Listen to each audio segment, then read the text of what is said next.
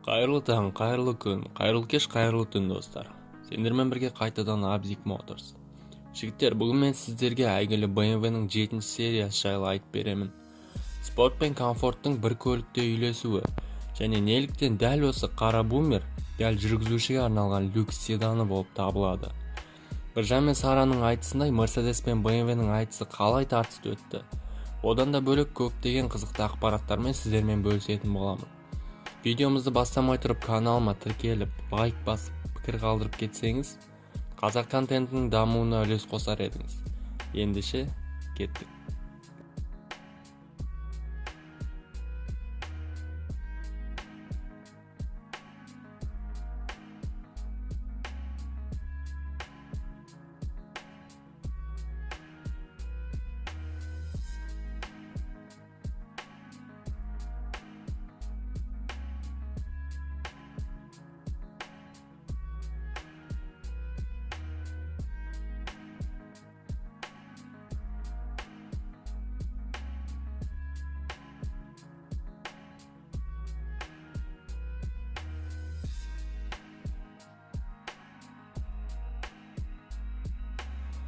Бір 1970 жылдардың аяғы.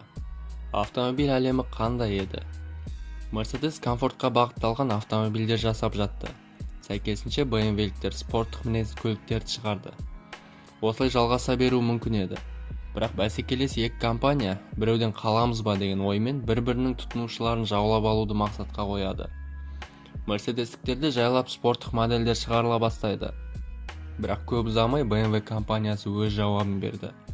Ол уақыттың өзінде әлем бойынша люкс класста Mercedes-тің S-классы көш бастап тұрды. Және конкуренттері де өте аз болатын. Бірақ 1977 жылы бавариялықтардың цехтарынан ең алғашқы BMW-ның 7 сериясы шығарыла бастайды. Бұл көлік нағыз Mercedes-ке бәсекелес болатын көлік еді. Және осы люкс класстағы бәсекелестік сол кезеңнен бастап әлі күнге дейін жалғасып келеді. Осылайша BMW-ның 23-ші кузовы, яғни алғашқы 7 серия, Mercedes-тің территориясына баса көктеп кірген болатын. Компания үшін революциялық модель сол таңдағы ең соңғы техникалармен жабдықталды. Автомобильді сол кездегі қандай опциялар болса, солардың барлығымен жабдықтауға болатын. Былғары салон, табиғи ағаштармен әрлеу, круиз-контроль, түрлі жылытқыштар, әйнек жылытқыштары, айна жылытқыштар, көтен жылытқыштары. Бір сөзбен айтқанда, не жылытуға болады, барлығын жылытады. Барлық жердегі электробаптауларды, тіпті телефонның өзі де болатын.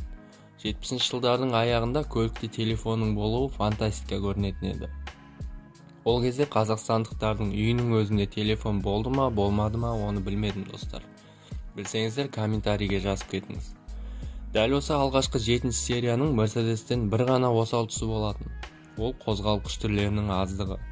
Ойлап қалмаңыздар, BMW қозғалтқыштары керемет еді. Қатарлы атылықтар өте сенімді және қарқынында жаман емес. Ең мықты капоттың астында 250 жылқысы бар флагмандық 7 серия 0-ден 100-ге дейін небәрі 7,8 секундта баратын. Бірақ деген нәрсе бар ғой, конкуренттердегідей BMW-де 8 және 12 цилиндрлі агрегаттар болмады. Бір кем дүние десейші, былай тартсаң былай жетпейді ғой шіркін. Бірақ бұл кемшілік болашақта жойылатын болады. Келесі кезеңдегі BMW-ның 7 сериясы бұндай кемшіліктерге жол бермейді. Акула деп аталатын E32 жанағындағы 7 серия өзінің топ нұсқасында 12 цилиндрлі қозғалтқышпен жабдықталды. Осы қозғалтқышпен BMW компаниясы люкс класстағы ең жоғарғы лигада өнер көрсетуге мүмкіндік алады. 300 жылқысы бар V12-ның арқасында жаңа 7 серия 0-ден 100-ге небәрі 7,4 секундта алатын еді. 32 серияға тығып жіберген молшылық опциялар туралы ұзақ айтсам болады. Бір емес 3 түрлі былғарымен қаптау, 2 түрлі ағашпен әрлеу, қосқабат әйнектер және ең алғашқы көліктерде кездесетін ультра дыбыстық парктрониктерде дәл осы BMW-де кездесетін еді. Қазір біз 14 Nexia Priorаларға орнатып мәз болып жүрген ксенондық жарық шамдар ең алғаш осы BMW-ның 32 сериясында ойлап табылған болатын. Мен сіздерге жай ғана кейбір опцияларын айтып бердім. Тұтынушы тағы немен таңғалдыруға болады деген ой келді. Инженерлердің есінен адасқаны соншалық, BMW-ның 32-ші кузовын 16 цилиндрлі қозғалтқышпен жабдықтаймыз деген арам ойлар келе бастады. Бұл монстрдың азан шақырылып қойған аты BMW Goldfish еді, яғни алтын балық. V16 қозғалтқышының ұзын болғаны соншалық, капоттың астына сыймай қалды. Амалсыздан инженерлер көлік радиаторын көліктің артына тығып жіберуге мәжбүр болды. Радиаторға ауа кіріп тұру үшін артқы қанаттарында арнайы тесіктер жасап шығарды. Бұл қозғалтқыштың беретін күші 408 жылқыға жетті. Салмағы 2 тонна болатын седан 0-ден 100-ге небәрі 6 секундта жылдамдықты алатын. Осы версияны жарыққа шығару соңына дейін дайындалған еді. Бірақ өкінішке орай автомобиль сериялық шығарылымға жете алмай қалды. Оған себеп экологтардың жан айқайы болатын. Байқасаңыз, сол кездің өзінде экологиялық ұйымдар авто өндірушілерге үлкен көлемді қозғалтқыштарды орнатуға рұқсатын бермейтін еді.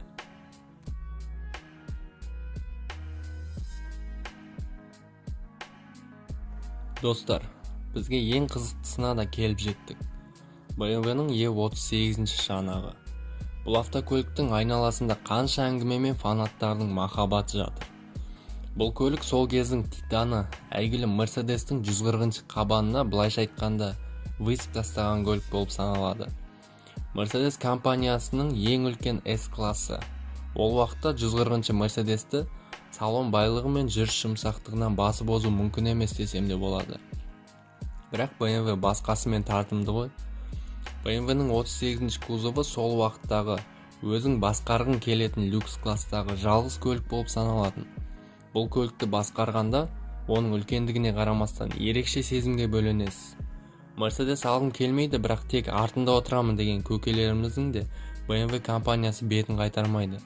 Ол кісілердің таңдауына арнайы 11 сантиметрге ұзартылған лонг комплектацияларына түсті. Салонның артқы жағындағы жайлылықты көрсең ғой шіркін, жағың түсіп кетеді. Табиғи былғары мен ағаш материалдарын айтпағанда, арнайы модификацияларда тоңазытқыш, 4 зоналы климат контроль, телефон, факс көре алатын едіңіз. Ал музыканы жақсы көрсеңіз, BMW сізге 10 динамик және 4 сабвуфері бар аудиосистемасын ұсынады. Ойлап қарашы, зауыттан 4 сабвуфер. Бұның өзі аздық етсе, өмірінде пара алып көрмеген жоғарыдағы ағаларымызға арнап шығарған L7 модификациясы тұрды. Осындай сән салтанатқа ешкімнің қарны ашпайтын шығар. Бәке, Нұреке, сәкелеріміздің аяғы талмасын деп, семеркамызды 38 сантиметрге ұзартып берді. Алдында айтылған барлық опциялар. Ортаны екіге бөлетін туннель, жүргізушіні көрсетпей жауып тастайтын ішкі қабырғасы, стол және үлкен телевизор. Бұл автомобильді жолда жүретін офиске айналдыратын еді. Ал қозғалтқышы тек қана V12 болатын.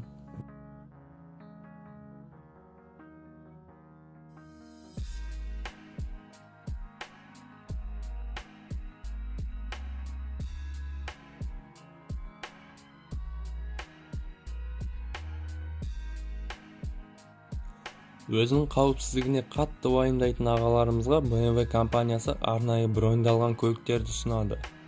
Көліктің шанағы B6 және B7 стандарты бойынша қорғалатын еді. Бұл көліктің Калашников автоматымен немесе M16 винтовкасымен атсаңыз да еш нәрсе болмайды.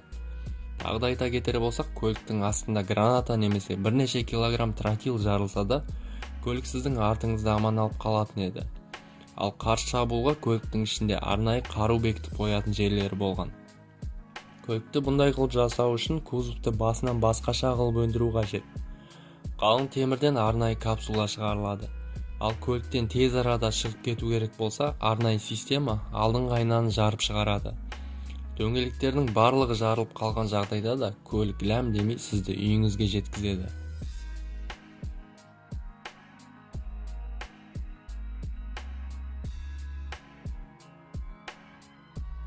Сол жылдар шыққан ең жылдам E38 ол әрине Alpina B12 болатын. BMW Alpina B12 6.0. 6.0 дегеніміз ол әрине 12 цилиндрлі қозғалтқыштың көлемі. Бұл қозғалтқышты былайша айтқанда барлық бөлшектер өзгерді.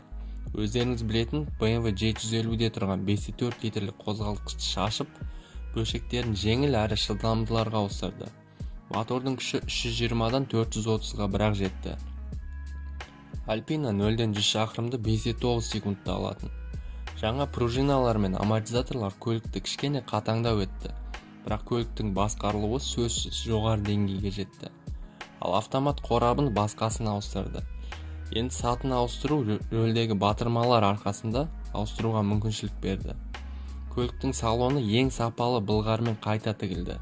Орындықтар мен есіктерде көк және жасыл түсті тігістер пайда болды. Alpina жазуы бар жаңа саймандар панелі және арнайы нөмірленген қолтаңбасымен ерекшеленеді. Ал сыртына келсек, алдыңғы бампер және арнайы альпиналық спицалы дисктер және ең бастысы әдемі түстер мен арнайы альпиналық сызықтары болды. Сол жылдары альпиналық семерка шынында да сол кездегі ең жылдам 38-ші шанақ болып табылатын.